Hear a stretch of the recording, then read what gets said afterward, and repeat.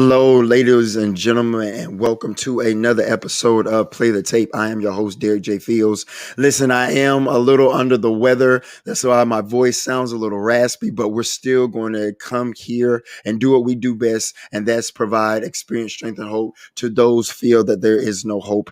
On this platform, on today, full disclaimer, we are not licensed or clinical social workers, drug and alcohol counselors, or clinical therapists. They have and will be on the show for another perspective on how to look at mental health, substance use, and recovery. My guest today is a brother of mine that I met doing a NAMI, a National Alliance on Mental Illness, mental health expo, and his story was very moving and inspirational. And he loved the phrase that I quoted: recovery is inspirational change moving forward, which I believe that is, and is something that we can all inspire to and looks different from everyone. My guest today is a brother of mine. He is a person in long-term recovery. He's a veteran of the United States Army, a peer support specialist, a host of Sitting with Sean podcast, an alumni of the National Therapeutic Courts. His experience with addiction, mental health disorder, and recovery is here to help others who are struggling in their life situations and circumstances to overcome their situations. Sean uses his platform to spread hope to those who feel hopeless and to offer guidance to those who feel lost. My guest today is my brother, Sean Young. How you doing, brother? I am doing great. I'm doing great. How you doing, brother? And I'm blessed to be here. I'm very grateful that you're here, and again, I'm honored, and thank you so much for doing the show. I appreciate you so much. For being up here and sharing your experience, strength, and hope, and letting others know, like your bio said, like your intro said, giving hope to those who feel lost. That's very powerful. You can start wherever you want in your testimony, wherever you want in your journey. Sean Young, the floor is yours. Alrighty. Well, first off, Derek, I want to say thank you for having me here. Um, I'm grateful to be able to share my experience, strength, and hope with anybody and everybody that will listen. Um, because my journey looks different than your journey looks different than the next person down the road, and I really like the quote that you said at the beginning, but also there's another quote that really has stuck with me in my recovery, and that's going to come later on into play. But I'm going to say it here: the opposite of addiction is connection. Right? The opposite Mm. of addiction is connection, and I never understood that until very recently. But we're going to get to that. Anyways, I always like to start off and say I am a person in long term recovery. What that looks like for me is that I have not put a mind altering substance in my body since December 7th, 2019. And what that's Hey. been able to give me do, or what that's been able to do for me is allow me to be a better human being, work on myself to be a better human being, not just for myself, but for my kids, for my significant other, and for humanity. Because if I was still in that place, I wouldn't be where I am today, and I fully believe that. So starting off, I like to say I was born into trauma. Right, I was born into addiction. My mom and my father were both addicts, alcoholics. One would enter into recovery and then relapse. The other was a dry drunk. But when I was a kid, my first exposure to trauma was when I was about 3 or 4 years old. Every boy or every child, has that one parent that they look up to and want the approval of that parent. And the more, and if you don't get that approval, then you do anything and everything to gain that approval. Right. So I learned at a young age that my trust and learning to trust was a hard concept for me. Right, I didn't know the foundation of trust. My foundation of trust was broken in one instant. I was in the bathtub. I was about 3 or 4 years old, splashing around. My dad didn't like that I was splashing around. He walks in, grabs me by my arm, pulls me out, and beats my ass with a bear with belt. Now this is back in the day where, like, They were transitioning and calling that abuse, but they hadn't formally called it abuse. So that happened, and shortly after that happened, we got a knock on the door. And now I lived in Hagerstown, Maryland at the time. This house that I lived in looked like the Adams family house, but it was yellow. So it was pitch yellow. It was the ugliest color I've ever seen in my life. I could still drive by there and see where it stood. But got a knock on the door, and it was the police, and it was some people in suits. And they started taking pictures of us. Now, Derek, I'm a professional wrestling fan. I was posing like Hulk Hogan, all over the place, Yeah. no shirt on. I didn't know what they were trying to do. They were trying to get pictures of the bruises. Right. Right. And I thought that they were just taking pictures, right? So I was, a little machismo back in the day. And so they were trying to get pictures for proof. Well, they got the proof that they wanted. And then they found more on my sister. So they ended up taking my sister and I away, and we got put into foster care. And right away, we get scooped up into this home, and it's a nice Christian home. The family is amazing, but they didn't understand that kids don't always need what they want, right? So I got anything and everything I wanted from them, and Hmm. that's how it was for 6 months, right? And I had a hard time grasping the concept of no. So then they get a knock on the door. My grandparents on my dad's side are there, and they said, "Hey, we just got custody of the kids." So we got packed up into a car, moved down to Sharpsburg, Maryland. Now, Sharpsburg is the home of the Antietam battlefield. If you guys don't know, it's like one of the bloodiest battles, if not the bloodiest battle in all the Civil War.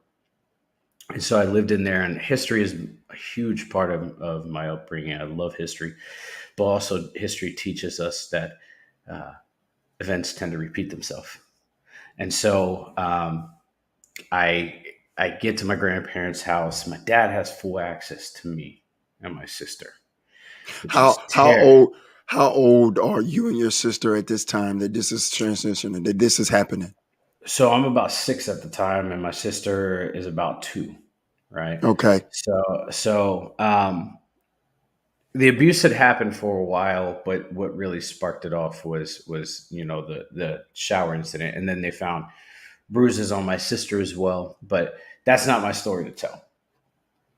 So we get to my grandparents' house. My dad's a truck driver at this point, so he's going cross country. He's got a CDL and everything, and my grandparents were very authoritarian. They were Mennonite, and I don't know if you know what Mennonite is, but it's like pretty much a step above Amish, right? And Okay. so my grandmother was a stay at home mom. My grandfather worked for the University of Maryland. My grandmother was judge and jury. My grandfather was executioner. So my grandfather had a heavy hand. He was a Vietnam vet. I loved him to death, but that man scared the shit out of me when I was a kid.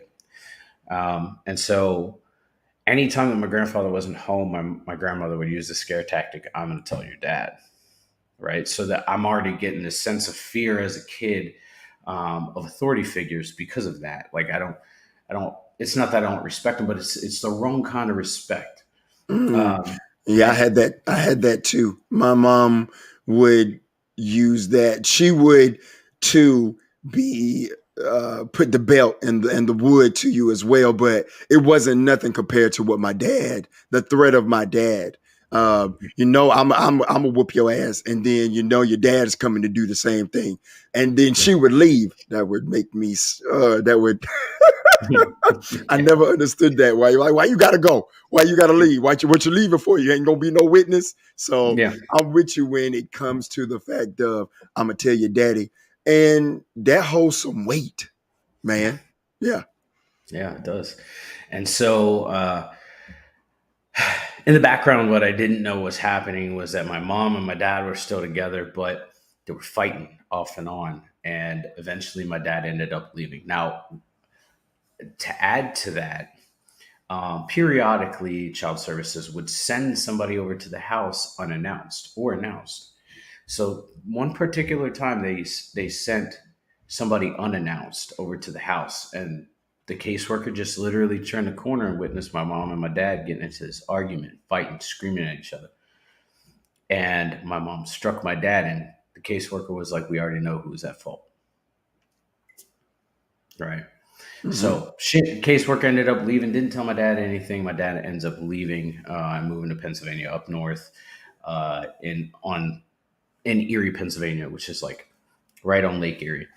And as soon as he does that, they were like, "Hey, you can get custody of your kids now." Like without a full investigation as to what happened or any of that. So as soon as they said that, they set my sister and I down, and they said, "Who would you much rather live with?" And as much as I was terrified of my father, like I wanted to live with him, right? I wanted dad approval that my dad loves me. So I said my dad. And so we packed our stuff up. And this is probably about the age of 10. So I lived with my grandparents about anywhere from 4 to 6 years. And so when we moved up to Pennsylvania, and mind you, like where I was raised was in the backwoods, right? I had zero exposure to city life. I had zero exposure to um, any culture but my own. And so when I get to Erie, Pennsylvania, it's this melting pot of a bunch of different cultures. I'm no longer living in a country; I'm living in a city, and I have I'm like I'm like like a dead fish in water, right? Just waiting to get eaten up. And I didn't have exposure to public school. I went to private school when I was a kid. So there was just all kinds of pressure around, and I didn't know where I fit in. And on top of that, my dad is over here doing his thing.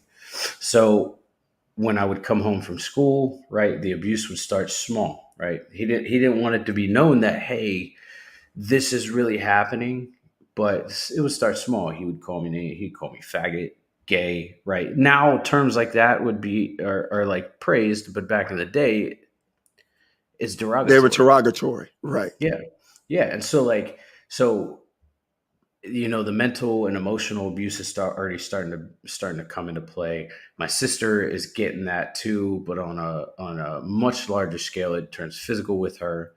And then he kicks her out of the house and tells me, "Hey, she's not my biological daughter." So the one consistent thing that I had in my life from the moment that I can remember to that point in my life is being ripped away from me. He sends her down to my grandparents, and I no longer have any kind of consistency in my life. And so I'm trying to learn like how to swim per se, and it just got worse, right? So like the abuse went from mental and emotional to physical, right? Like I played baseball, I played soccer. My dad would throw baseballs at me and literally hit me. And if anybody were to ask any questions, I played baseball. You know what I Can I mean? can I ask you a question real quick? Yeah. Because Yeah. sometimes, and this came about when I was doing an H&I meeting. I went to the detention center, and some some of the fellowship that I am a part of when it comes to the anonymous is Hmm. I believe in childhood trauma. Oh yeah. I believe in, as a child, I can't take responsibility for an adult Yeah. actions towards me in any type of abuse. Now, as I transition into an adult, I can take responsibility for my actions leading up and adding to my mental health and my substance use. But Hmm. I can forgive that adult or adults, parenting or guardian figure, as I recover on my spiritual journey with my conscious contact with my higher power. But I firmly believe that I, as a child, cannot take responsibility for the trauma that I endured or persevered through or God got me through as a child. Real quick before you continue your story, I wanted to get your thoughts on that because I feel like it's very poignant to what you're saying right now because a lot of people believe in other fellowships that you have to look at you what the part that you played. But as a child, what responsibility am I supposed to take to an adult that has the authority, that has the wherewithal, and I'm under their care to traumatize me? What do you think about that, real quick, Sean? I agree with you wholeheartedly. Up until I started my recovery, I took responsibility for it, right? Like Mm-hmm. every single time that I would talk about it, somebody would always ask, "Well, what did you do?" The fuck do you mean? Do you do Right. you Do you think that I went to a store and held a store at fucking gunpoint? No. I was a kid making childish mistakes, right? Like I was a kid that would go to a baseball game and I wouldn't hit a single ball, and then I'd come home and get brutalized because I wasn't as good of a player, right? Like that type of shit. And so no, I don't take responsibility for any of that because I didn't do that to me, and I didn't deserve it. Right. I wanted to get your thoughts about that because I agree with you. There's no way that that makes sense on that side. Like I can't subscribe to that. I just can't. But I wanted to get your thoughts because I just felt like that's just the way God was speaking to me. It just came up and then you talked about it. And it's a part of my story as well. And I had childhood trauma. I have an ACE score. I have a high ACE score, adverse childhood Yeah. experience. I have that. So, but anyway, go ahead, continue. Thank you. So it gets to a point I get into high school, and like I found my passion. I found where I felt I fit in. I was in the marching band. I played trumpet, mellophone. I loved music. I loved performing, all that stuff.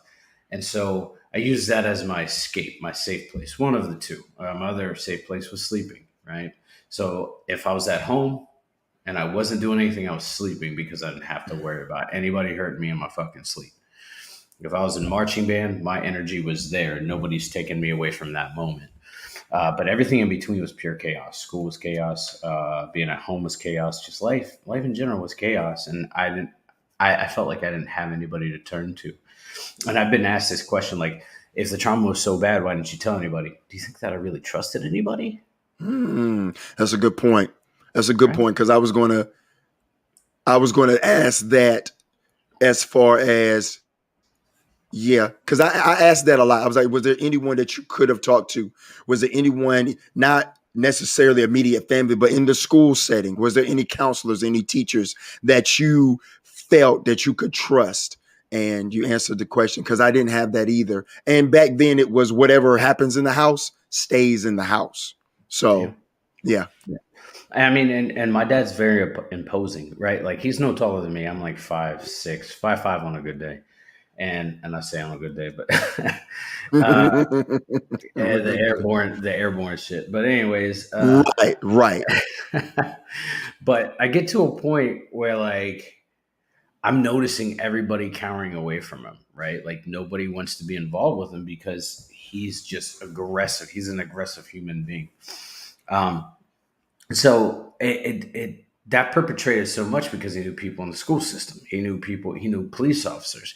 He knew all these people, and I didn't feel like I had a place to turn to. So it was just it was rough. It was very rough, and uh, it got to a point with the physicality that like one day I was in the kitchen. I was like 14 maybe, and I was in the kitchen. Can't remember what happened. He came home from school or from work for a weekend, and something had happened. It wasn't the punish. My point is punishment didn't fit the crime, and so he walks in, grabs me by my throat, squeezes it, dude, like he's choking it life out of me, lifts me up in the air. He's like, "I'm gonna fucking kill you." And I that was the first time like I legitimately was afraid of my dad for my life, and it should never have gotten to that point, but it did. And then it got worse and it got worse, right? Like so he would say go practice falling down in the backyard, and and what that meant was like he's going to throw me from fence post to fence post and beat the dog shit out of me. And that's what it was. That's what it was when I was a kid. I just learned at a certain point to shut the pain out and say it'll be over soon. And that's what ended up happening. I shut the pain out and I told myself it'd be over soon, and it eventually ended, and it would get worse before it got better. um, and I get to this point right where I get kicked out of my house. My dad he does the same thing to me that he did to my sister.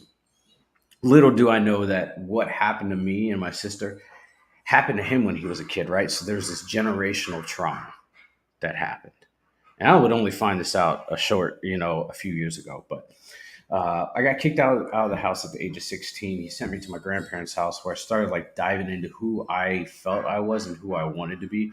And I started getting into my faith or what I believed in. So I started, attending church, getting really active in the church. Like I gotten to this point where I wanted to be a pastor. I went to a Bible college in Columbus, Ohio, that I wanted to subscribe to, and it was just it was crazy, right? And life was starting to look up for me at one point in my life. 1 second. Hmm. Yeah, I definitely can agree to that. My journey has taken me down a similar path and into pastoral and chaplain services that I believe should be a part of people's recovery, just like anything else. You have your talk therapy, you have your group, your one on one, your group therapy, your cognitive, your recreation, and I believe chaplain services should be offered to those who want those type of options as far as recovery. And so I agree with you. That's the journey that I'm going down now, is to Yeah. become a pastor and a minister, and honor my chaplain calling. So I feel you with that. But go ahead, continue. Yes, sir. So sorry about that. No, no So worries. I ended up getting to this point where I wanted to be a pastor, and like I wanted to run it by my dad, right? Smart me. And so I said, hey, Dad, I want to be a pastor. And he said, absolutely not. He said, no, that is not where you need to be. And I said, well, where do you think I need to be? And he says, you need to be in the military in sub capacity. 1 second. That is Sean is talking with his My messing with his dog. I get it. I No, no, have no. one My too. my daughter my daughter came up and she was over here, and Oh, I was like, hey, no, it uh, can't be. that's fine. I love it. I love the authenticity. That is fine. Absolutely. So him and I get into this like argument, full fledged screaming. Like I'm 16, I'm 17 at the time, screaming at my dad over the phone. I don't live with him, and he makes this 6 hour drive to drive me to a recruiting station. And he says, if you don't sign a contract, I'm kicking you out of my family. And the dude, like, I had lost everything at that point. I had nothing else to live for, so I can't lose my family, right? So um, I ended up signing a contract that day, right? So I went into this recruiting station. Only two offices open were the Navy and the Army. And so I went to the Navy office and I looked at him and he said, we're going to see if you're smart enough to join the Navy. And I said, well, this is not where I want to be.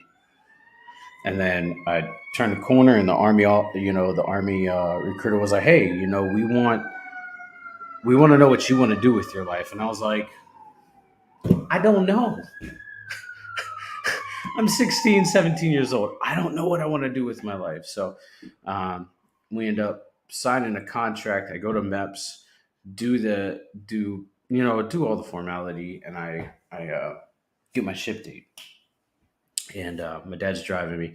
I ended up moving back up with my dad for the last 2 or 3 months before I joined the Army, and it was just absolute hell, dude. Like I was working out every day, and we're not talking about working out like going to the gym. We're like the Army PT standard every day. Like I was working, I was running 15 miles at a 6 minute pace, dude, every day. Mm-hmm. Mm-hmm. Like destroying my body because I my dad thought that I wasn't in shape, right, or like I wouldn't be able to make it.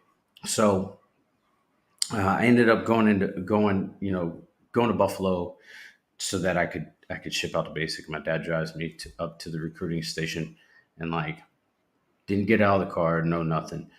Um, I got out of the car. I was waiting for him to get out, give me a hug, and nothing. He turned around, drove off. Like he's your fucking problem now, and that hurt, right? Like that destroyed everything that I wanted, right? Like I was doing this to make him proud, not for myself. I was doing it to make him proud. It fucked me up.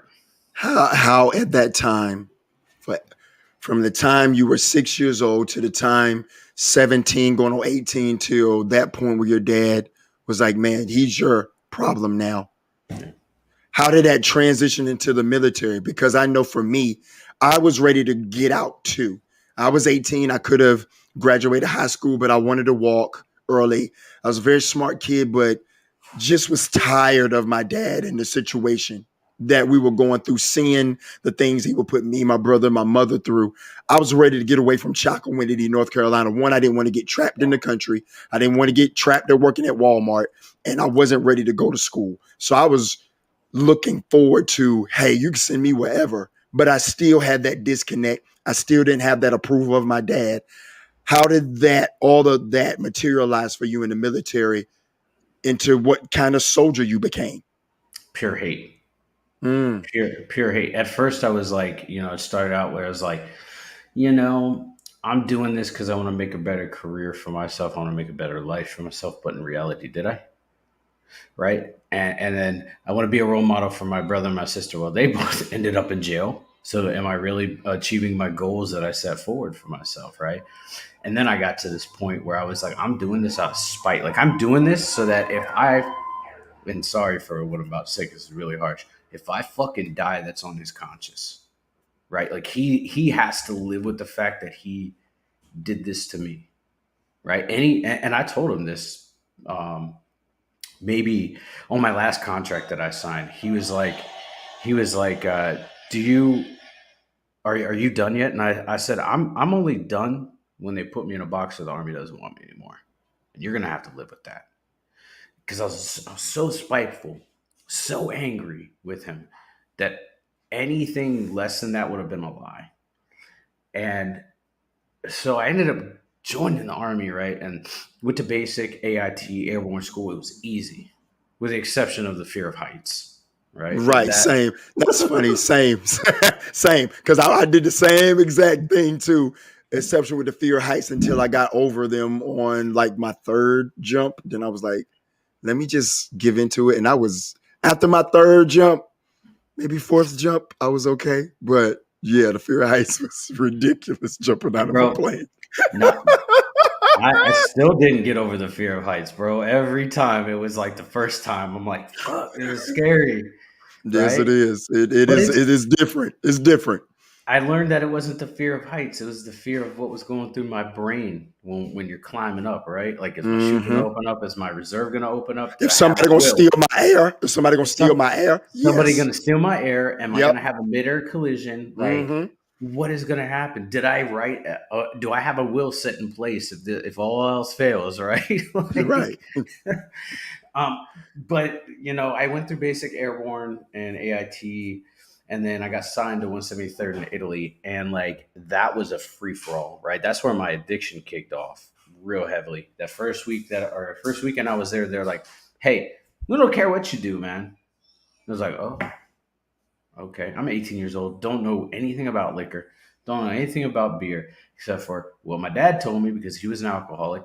You never mix light and dark.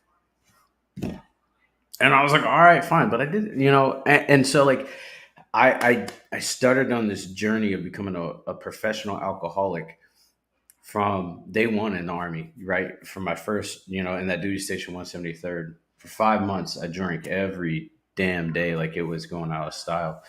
Like I needed it to survive. And then we get our deployment orders. We go to Afghanistan in 2007.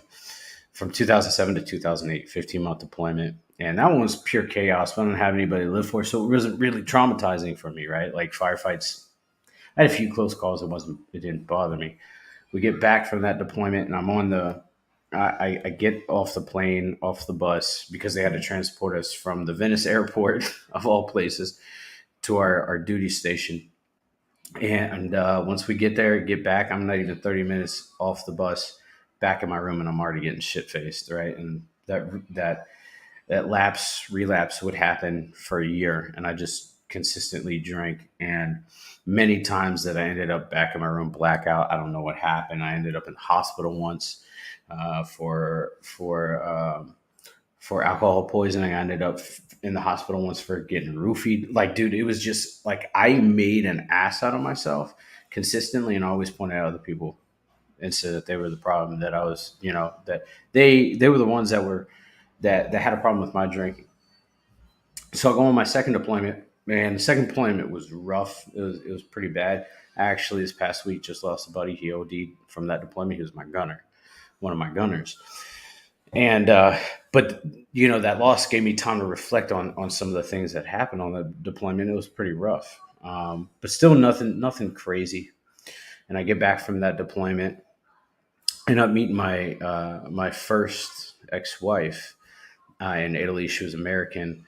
uh, we dated, whatever, and then she was 21 at the time. She was living with her parents over there. They PCS to Alaska. I PCS to Bragg. She met me uh, en route back or down to Bragg, and we ended up. She got pregnant. Right, we got married. She got pregnant.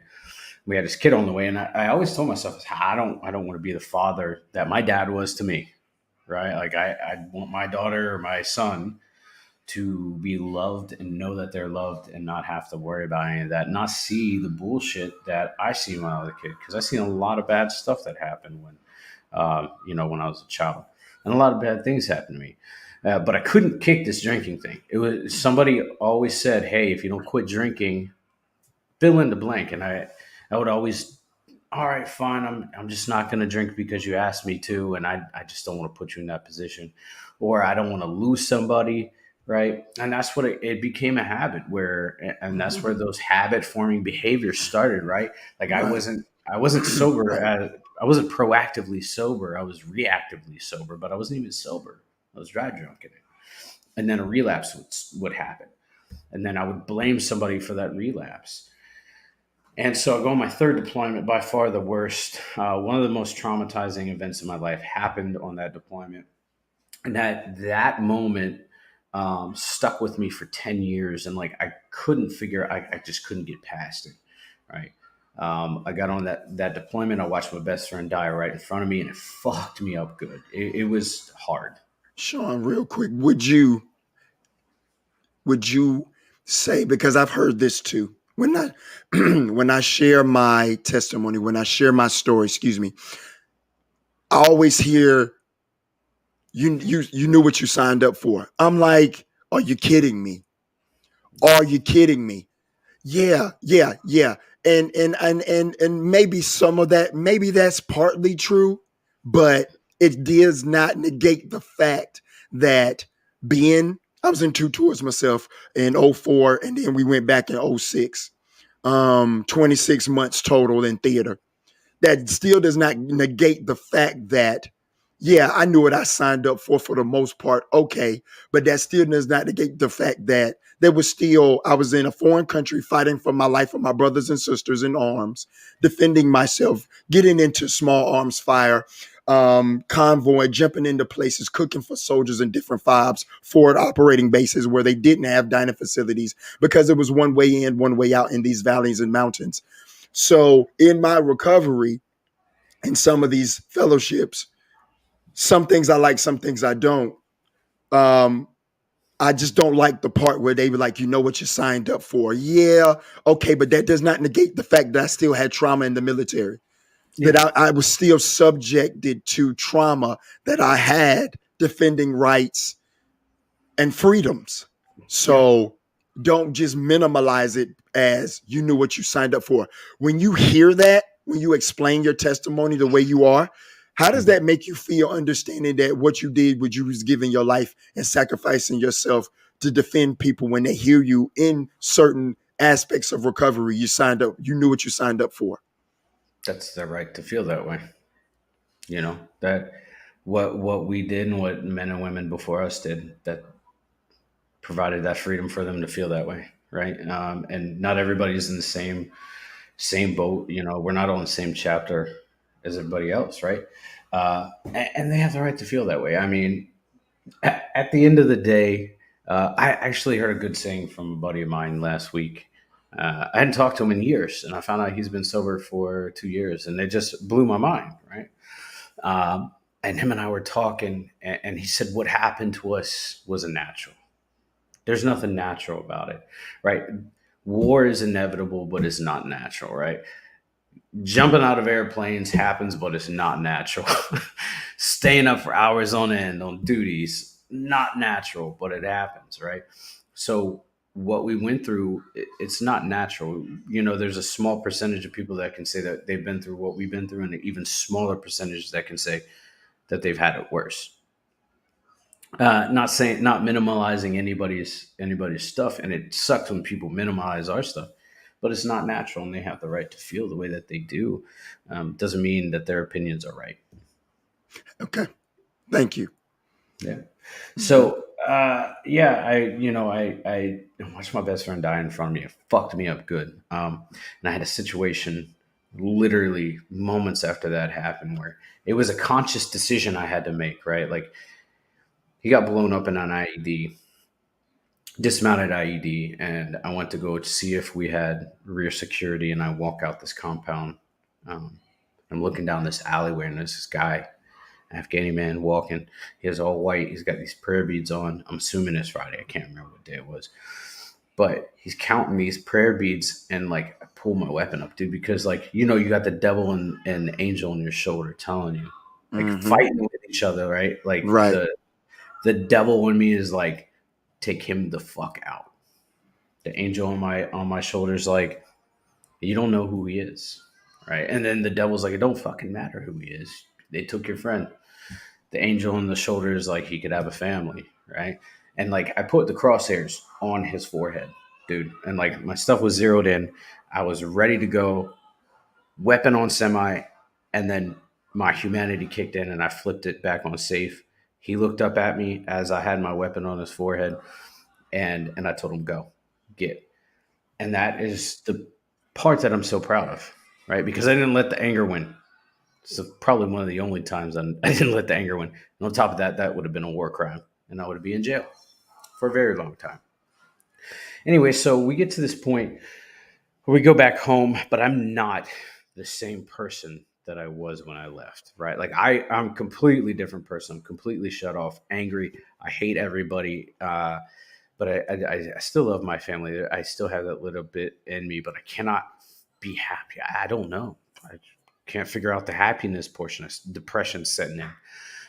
My traumatic brain injury started to get worse. Right, like I've been close to explosions. I've been in the IED in a truck myself. I've smacked my head on jumps.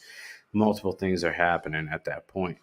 I go on my last deployment, and like last deployment was super easy. We're sitting in this hotel in the middle of Afghanistan and not doing a damn thing. And with idle hands does the devil's work, right? So I start Right. thinking, Right. start Hmm. start thinking to myself, do I really love my wife, my daughter's mom?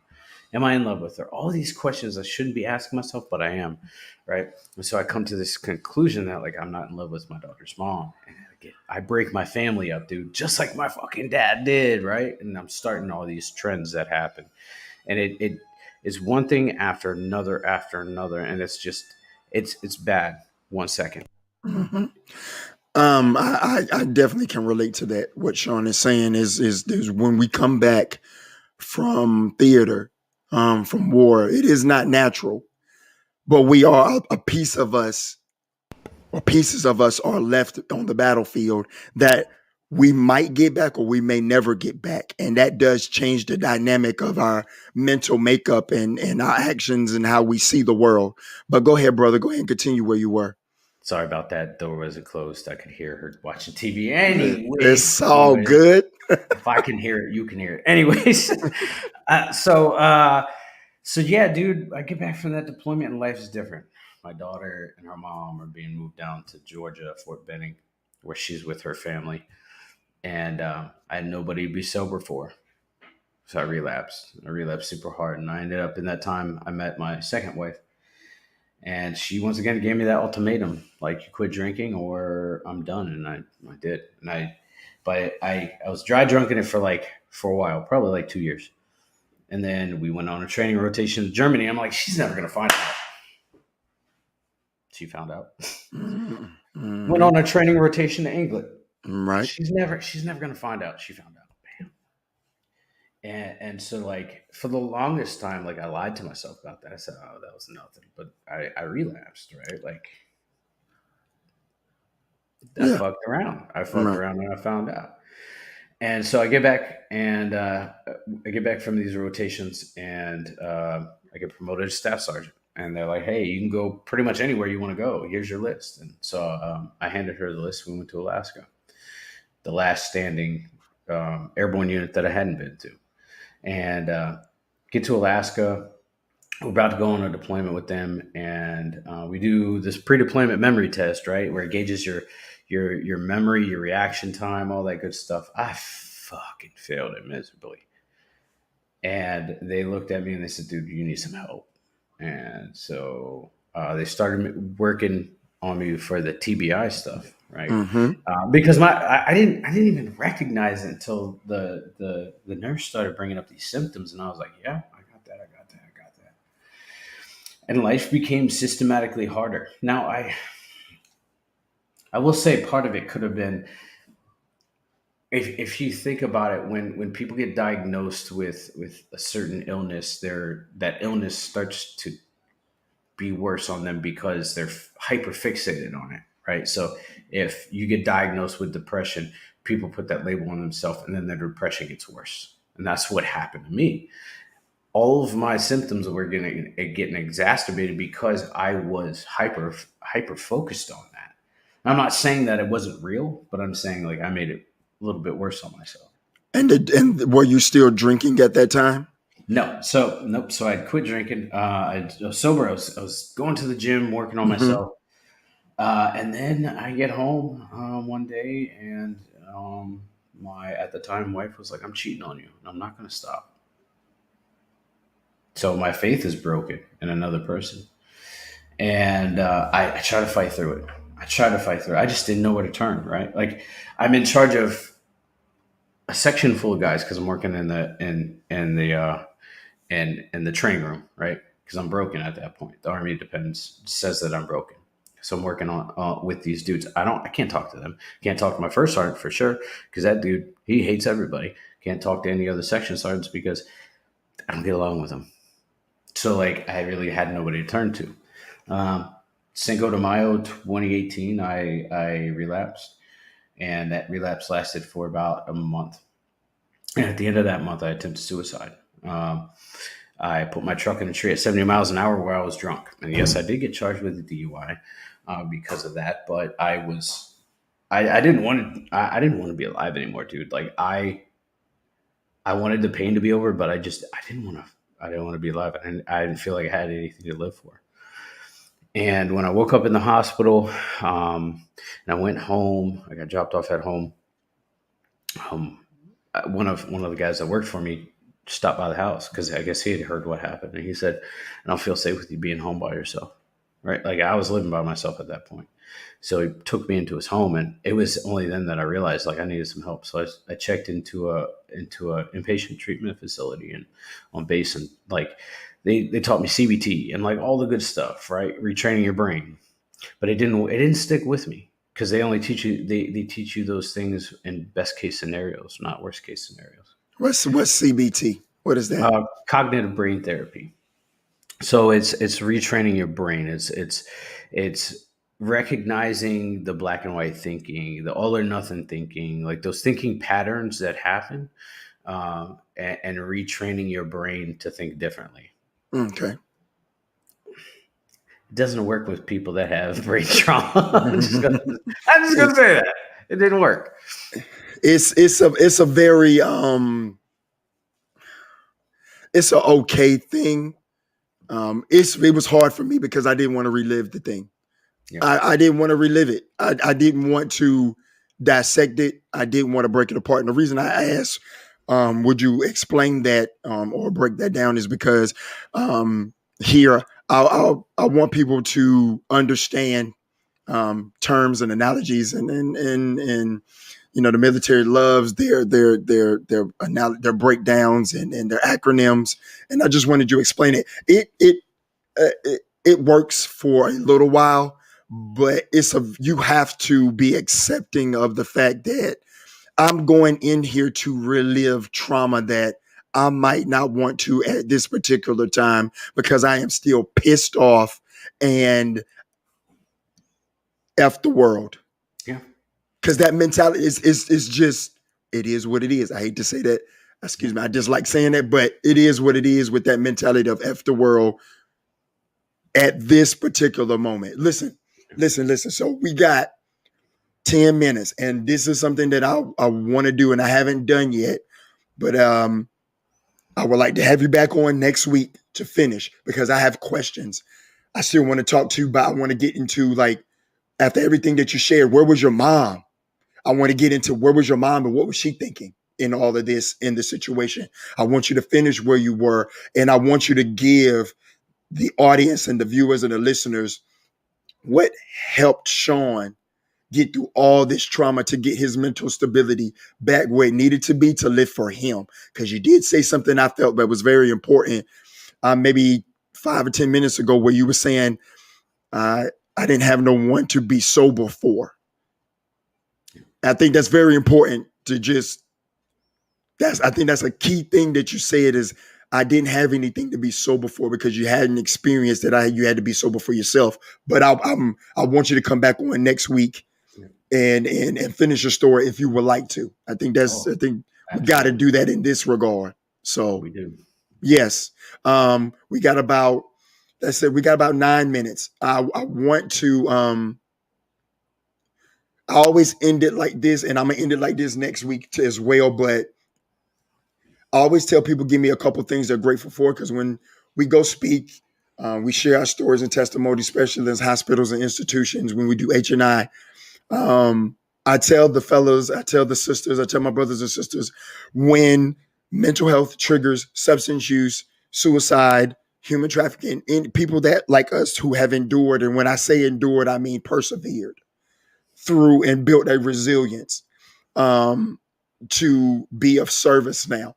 We didn't stay stuck or we didn't die. Um, we survived and we're surviving and we're living, not perfect, but in pursuit of hope for others. And in turn, that gives us hope and in turn gives us the ability to be of service, which I thank you for your service, not only in the military, but in your service of mental health, substance use, and recovery in your platform. I thank you for your service in that. That takes a lot of strength and courage to tell your testimony. It's not easy. And the reason I asked for the few things you're grateful for is when life comes, I know for me, I focus on that glass half empty, the things that I don't got, instead of the things and the blessings that I do have to hold on when life gets heavy or when life is lifing on life's terms. So give us a few things that you're grateful for. And you can give us the same things next week, or they could be different. I know it's more than a few, but something that you hold on to that you can have in your first aid kit that can get you to pick up the phone to call Derek or Chris or someone in your network to get you to that triage point. Because that's what I call it. It's your first aid kit. Some people say toolbox, but I say this first aid kit because you have things in your first aid kit that stabilize you to get you to triage. So, what are those things for you, Sean? Oh, first, I'm grateful for my daughter. Uh, it helps remind me that I did something good, Mm, right? that Like that part, I like that. my daughter, she's the smartest child I know, and she challenges me every all the time, and so it gives me that opportunity to remind myself like I've done some good, right? Like I might not be the best person, but this kid is living proof that I'm not a complete piece of shit. Uh, uh, secondly, I'm grateful for the people in day one. I'm that day one shit. I am grateful for them because they remind me of where I was. Right, the gift of desperation. That that moment where you feel like you have nothing, and then you're at the bottom and you're looking up and you're like, I don't know where to go. I remember Mm, that. I know me too. I remember how it feels, dude. Me too, brother. Me too. I remember sitting in that jail cell, dude, saying, I don't know what to do. Right. Like, and that's that's another thing I'm grateful for. And I'm grateful for all the people that I've encountered in my life, good and bad, because without those people in my life, I wouldn't learn the lessons that I live, I've learned. I wouldn't have encountered those people, and I wouldn't be able to, without other people, my story wouldn't be what it is. Um, and I'm not saying that that everybody that I've encountered in my life is bad. There's been some phenomenal people, but those people have given me pointers, or the way that other people act and react to each other uh, gives me that opportunity to look at myself and say, okay, where am I at mentally, emotionally, spiritually, and how do I move past that? And I'm happy for my I'm grateful for my sobriety because I wouldn't be here. Yeah, me too. I'm grateful for my sobriety, being clean, another day. I'm grateful for the God of my understanding, who I choose to call God, my higher power. I'm grateful for my wife for loving me through a lot of my ish. You know what I mean? Yeah. Like, um, I'm grateful for understanding that I don't have to be perfect, and I can enjoy the journey of life with my brothers and my sisters and my community. And I'm grateful for you. The listeners, the viewers. Um, this is what it's all about. And I am very blessed and honored to be able to do this, be able to be of sober mind and vigilant enough to do this. Sean, where can people find you and get in touch with you if they have questions or just want to pick your brain about recovery and mental health and the things that you do on your podcast, Sitting with Sean? Yep, yep. So you can find me on my personal page on Facebook, Sean Young, spelled just like on the screen, or for anybody listening, SEAN YOUNG. I'm a dude with a big beard that, and a bald head because my hairline's running away from me.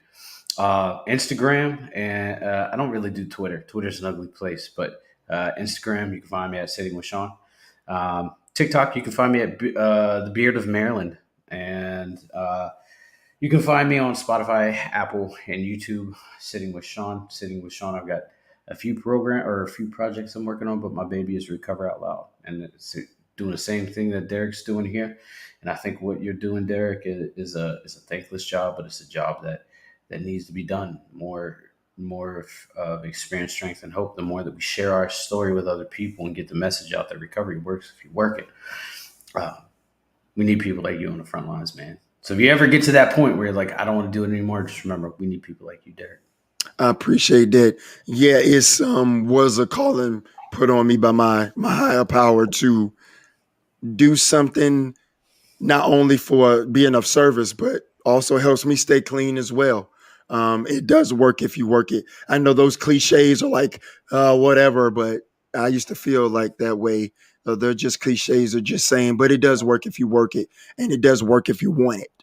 You gotta want it, just like you wanted that substance or that activity or whatever it is that you wanted to use to make you feel or escape the situation in a negative way. I always tell people it's that same type of hustle, that same type of mindset. But listen, you're coming back up here next week. You will be my guest next week because we have to finish this story, a powerful and wonderful story. My fellow veteran, my fellow brother in arms, my fellow brother in this fight of recovery and mental health. I love you, Sean. And yeah, we'll pick up here next week. And until then, hey, peace and love and blessings be with you, my brother. All right, you too, brother. All right, I see you soon. Too sweet. Sweet. All right, peace. Uh, that's what we do here. Play the tape. Again, excuse me for my voice. I'm a little under the weather, but I still had to make it work. I can't let that stop me. I couldn't let that stop my brother coming up here sharing his testimony, his experience, strength, and hope. Listen, if no one hasn't told you today that they love you, I love you, we love you, God loves you.